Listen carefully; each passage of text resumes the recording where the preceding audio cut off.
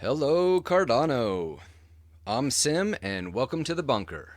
In the bunker, we don't make fresh gourmet meals, but everything we serve is reconstituted with love. This is a show that I'm going to be calling Sunshine in the Bunker. This show is going to focus on the evolution of governance inside Cardano, and specifically, we're going to be reconstituting Catalyst Circle meetings. So let's get to it. So, quickly before we begin and get into the real meat and potatoes of this meeting, everything you're about to see in this video is coming out of my head. It is subjective. It is the things that I found interesting. It's the organizational structure that I saw. If you want to watch the full video, you are more than welcome to it. It is down in the links below in the description. The meeting's about an hour and 50 some minutes long, and I'm trying to make it as short as possible. So, that's what you got. So this meeting begins much like many meetings in the world begin. They all kind of touch base. How you doing? Apparently everybody is pretty happy with the progress that has been made so far, and they are excited for the future. They share their agenda and discuss what they're going to talk about, add any items, and then they get into it. At about the 11-minute, 20-second mark or so, they start a whole section of the meeting that involves everybody talking about three things. One, what have you been doing last couple weeks? What's going on? Two, what do you have planned? What's on the agenda for the next couple of weeks before the next meeting? And three, are there any challenges or roadblocks that you've been facing that other Circle reps might be able to help you out with? So during this section of the meeting, Circle admin, and I believe it's Nori, is pulling up the Catalyst Prioritized Problem Board.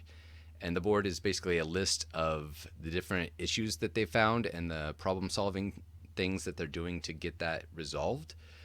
That's being filtered for whoever is currently presenting their three things: what's going on, what's coming up, and challenges. First up on the agenda is Joey. He is the toolmaker representative. In the past, he's had a couple of meetings discussing the issue of subcircle. This is the whole idea of getting a network of people involved that are helping out the representative to do their job. The coming up things, he has a meeting with his mentor from Circle version 2, who's previously sat in his role to help him out. And his main challenge is getting funding to do his job and resolve some of these things. So next up is Nadia. She is the community advisor, veteran community advisor rep. She's been doing very much like Joey and having meetings about getting subcircle going and how do they communicate and workflow and all that kind of stuff. In the next couple of weeks, she's going to be doing more of the same, just trying to dial that in a little bit more. And she's going to be talking about the VCA criteria and onboarding and other kinds of things. Her challenge, she wants to talk to other people to align with other Circle reps and wants them to kind of agree in language flow and rhythm where they can. So next up is Reese. He is the stake pool operator rep, and he has been having meetings to reach out to other proposers and stake pool, those of the stake pool community, to try to onboard them. That's part of what he sees as his role. You'll notice on the raw problems under the prioritized problem board, that's been pulled up, and one of those is how to involve SPOs in Catalyst. So he really sees his role as getting those people in. He shares later that it's kind of a like in his challenge section, that it's kind of a disparate community and he wants to bring some awareness to that. And he talks about how there might be like some kind of advertising to get those SPOs in. In the past, he's had meetings and written several proposals with people. And in the coming weeks, he is going to be doing more of that same and setting up meetings and trying to pull people in before the deadline date, which is the 17th of March, I think, coming up. So next up is Harris. He is the IOG rep, and he has been working, sounds busy. He has been working on defining certain requirements for governance pieces. And I'm just going to play a bit of his discussion because obviously it's IOG. They're kind of in the driver's seat at this point in time in our governance. So I'm just going to play this bit of his presentation. Enough of the sharing of what it is we're up to, which I'm hoping to bring out more and more over time, and it will take a little bit more time. So there's a little bit of that organization that is still going on, and we'll be unveiling a lot more here in the coming weeks and months. Um, so I've been working really hard at defining certain requirements for governance pieces, and that's some of the bits that we have been working on. Some of those pieces include our open APIs and really opening up a lot of the elements and the data that we have. Most of all of the APIs are actually out there and available. There's some new ones that will be coming up in support of the the DREPs and other things that are around the corner. So those are things I'm very actively working on, is making sure that we have the foundation of everything built on open APIs. And I'm also looking at directly working on the interfaces for DREP registration, and the concept of delegation, specifically to facilitate getting more folks involved in the voting process, whether they have the time to vote themselves or if they have the time to uh, delegate, a portion of their voting power to others, so that we have more participation kind of across the board. So IOG clearly has a lot on their plate. He mentioned a couple of things, the APIs that they want to open up, and that relates to this app that they're also responsible for. So this app is how we vote in Catalyst on proposals, but that needs to expand in functionality. It will eventually have to include a electoral process for these DREP, these decentralized representatives that we can give our votes to, and then that they will in turn vote for us and represent our voting power for the elected positions of the circle eventually and technical council, and of course the proposals that are up for funding. So next up you have Mercy. She is the representative for funded proposers. She has in the last couple of weeks been working on gathering information. She's been getting on Telegram and trying to get issues from that community for funded proposers. She's also met with Stephen, the previous version 2 representative, and she's trying to close the loop and work some things out with him. She is planning on in the next couple weeks to focus on continuing the conversation about working groups and figuring out subcircle, much like many of the current representatives are doing. And her roadblocks include the fact that funded proposers are busy people. They're trying to do their job on the proposal that they just got funded, and they're working on that, and they're concerned about that. So reaching out to them and getting them involved and sharing issues with her is kind of on her list of challenges. And on the good side of things, she was invited to speak by Danny, I think from IOG, on the Catalyst coordinator meetings, and she thinks that's going to be a good avenue for communication to reach out to those funded proposers. So next up you have Bullish Dumpling. She is the representative for Cardano Foundation on the circle. She is an ambassador for them. So in the past she's had meetings with both Nadia and Felix, who I believe is from Swarm, and she is presented at the town hall. In the coming weeks, she wants to try to set up regular meetings with the foundation and maybe the Ambassadors Guild to try to tie those groups in more to Circle. And her challenge is just the nature of her role. You'll notice on the Catalyst prioritized problem board that's currently pulled up, in the bottom left, there's one small white icon that says CF, and that is how to nurture a listening culture in Catalyst.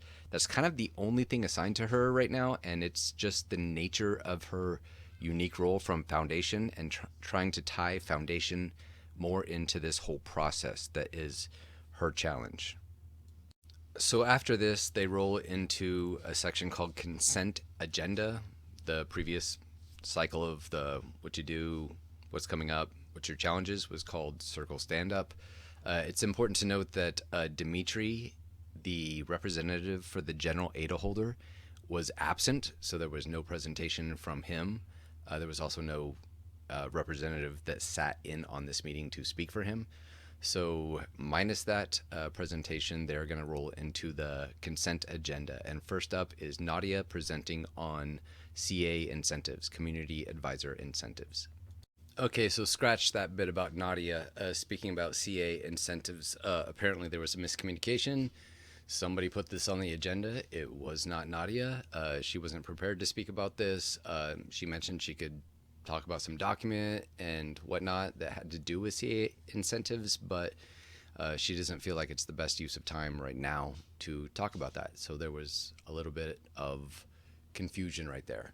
Next up is Joey. He is going to talk about community letter to IOG, some letter that was presented to IOG. So Joey gets into this letter that was constructed and presented to, sounds like primarily IOG, although it is addressed to founding Cardano entities. And apparently this letter was constructed over 2 different meetings between various parties, and it's presented, sounds like mostly to IOG, about 3 main issues. And I'm just going to let Joey read for a bit, and then we'll get into Harris, who is representing IOG, his response.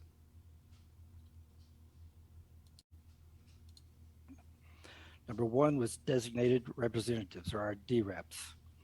Number 2 was the treasury structure and the treasury, and number 3, the treasury transparency. We would like to begin this letter by welcoming the opportunity to provide our comments and questions on these 3 topics to IOG for consideration and discussion. The letter is long, so that's all I'm going to cover. I'll let you guys read the rest of it, but basically it's about the designated representatives, the treasury structure, and the treasury transparency. For me, I think the key word the community is focused on here is the word transparency. Now for my observations. I attended a swarm session on February 19th. The room had many faces and names and voices I did not recognize, so I'm making an assumption that it may be possible they may not have seen our faces or heard our voices either. However, it was clear they had heard our message. We are an experiment, we value your ideas and contributions, etc. Everyone here knows the message. I was multitasking in the beginning, so I was not closely focused on the conversation, but as it got to be a bit more lively, I tuned in and observed the participants were discussing the DREP information. And they seemed a bit taken back and were asking about why the community itself was not brought into the conversation when the decisions to create DREPs was going on. It then continued with many questions about what problem are they trying to solve and how is this going to solve the problem. Then it moved into concerns that information is not being shared, decisions are being made with no community input. Then discussions moved onward toward the Treasury with similar concerns. The seas were churning a bit, and then someone suggested they should send a letter and they should put signatures on it so IOG would know there are real people out here with real concerns.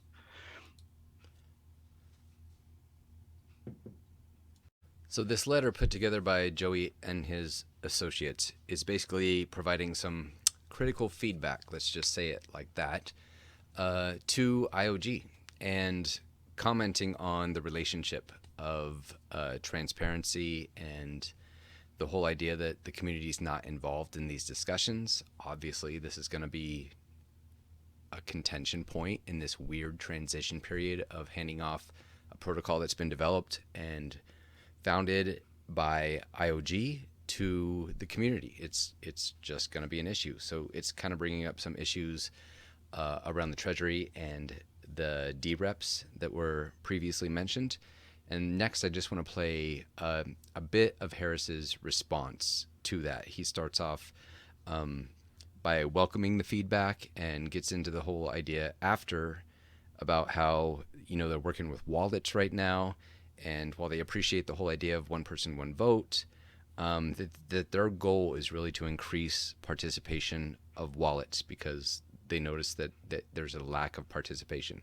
And my hint is, what I'm picking up from him is that they picture that the DREPs are going to do this for the metrics and that more people will be involved if they can push off their voting power to DREPs. and they want to really get the government mechanics in place. And they feel like this is the best way. But I'm just going to play the first bit of his response to the letter. So I'm so thrilled that the community has had the discourse and raising their concerns, and IOG, we welcome this type of feedback, and we definitely want to hear from the community, and we want to share with the community as well. So I applaud all the effort and the nature of the letter, and please know that we certainly have shared this broadly internally, so your voices are being heard, and we have had a little bit of discussion. We do need to sort of dig deeper into it, but please know it was professionally done, like written very well articulated, very constructive, and I certainly applaud the effort that it took to kind of get it into there. So it seems very amiable between these two parties. There was a lot of talk about the tone of the letter. Apparently that was a concern. Harris, and as a representative of IOG, welcome the feedback. They are encouraging these workshops that are apparently coming up to discuss these kinds of issues. So we'll leave that section at that.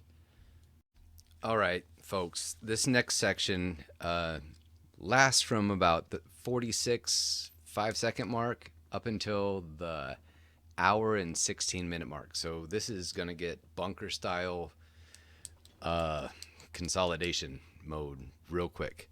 So my apologies. I'm going to do the best I can to shrink this down.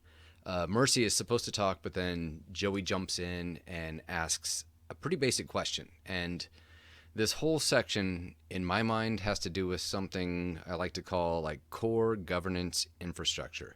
These people are doing work. They have people doing work under them. How do these people get paid in any way, shape, or form, incentivized?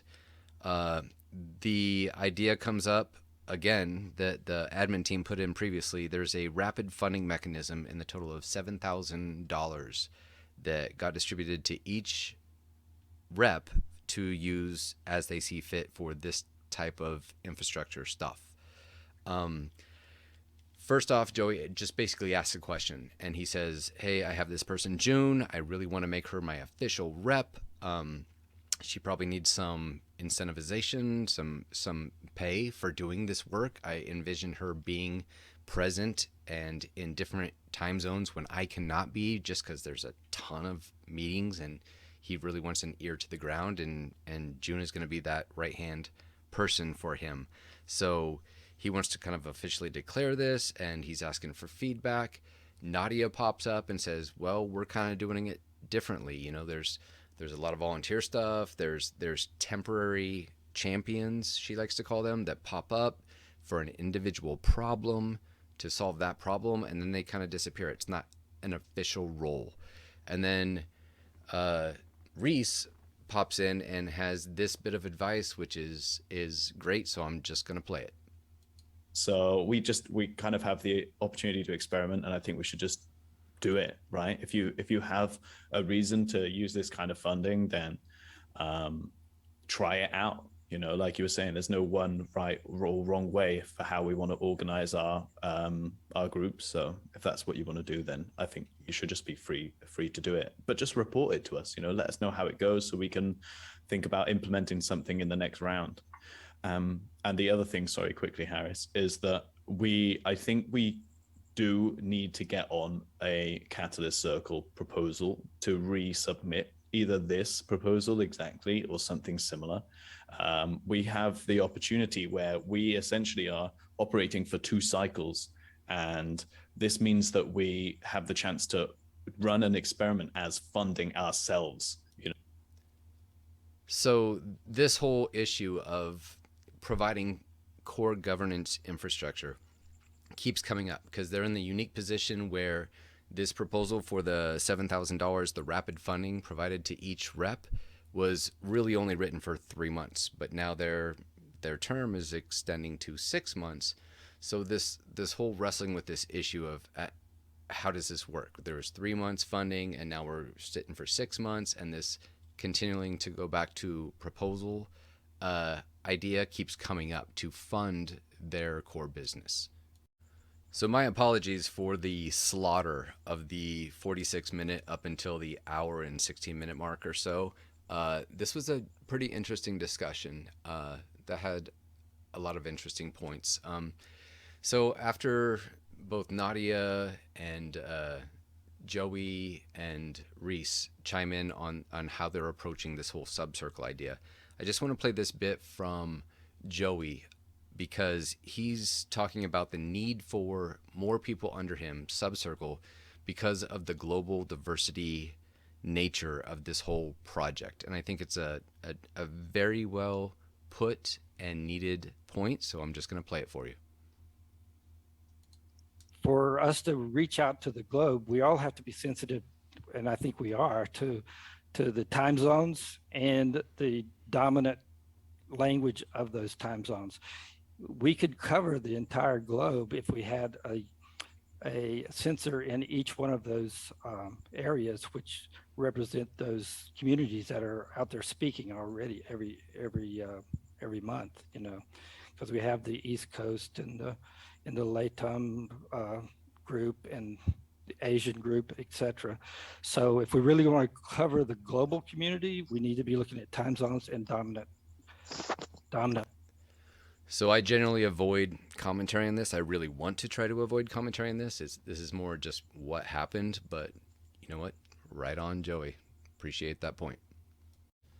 So you'll have to forgive the incredible bunker style dehydration and reconstitution that's about to happen, but we're already at the 20-some minute mark, and this is getting long, and the point is to consolidate as much as possible. So I'm just going to try to wrap this up. There's two major points that Mercy brings up that are really valuable and really important. They have a discussion from about 1 hour, 16 minutes or so to about an hour and a half.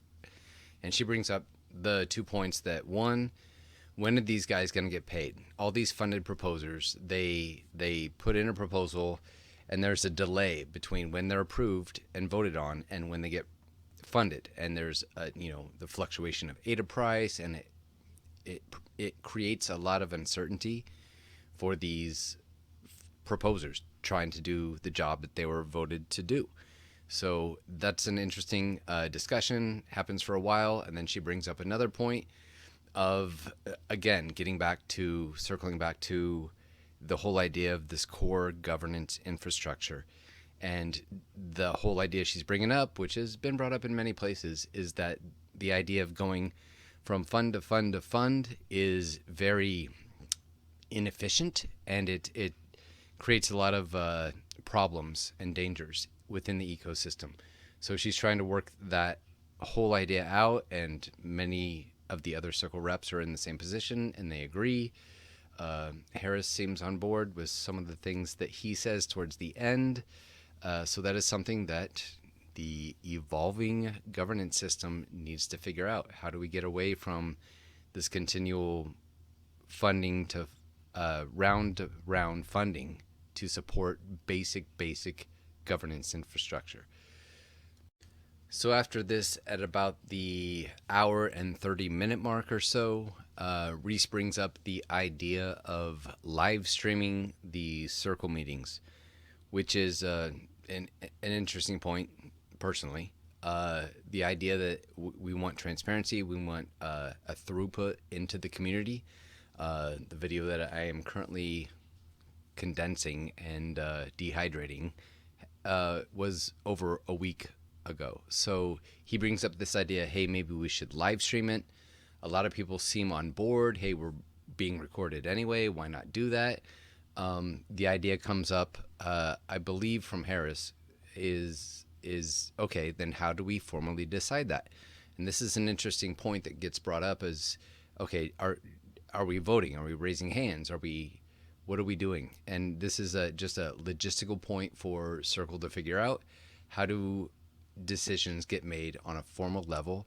They're going from human sensor array to decision making eventually, right?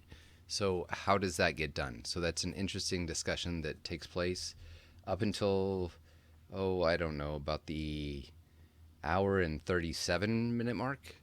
So just something to note. So the whole meeting starts wrapping up about this point, but two main points come up that are worthy to note. One, they start talking about when are we going to meet again. Obviously, the global nature of Cardano.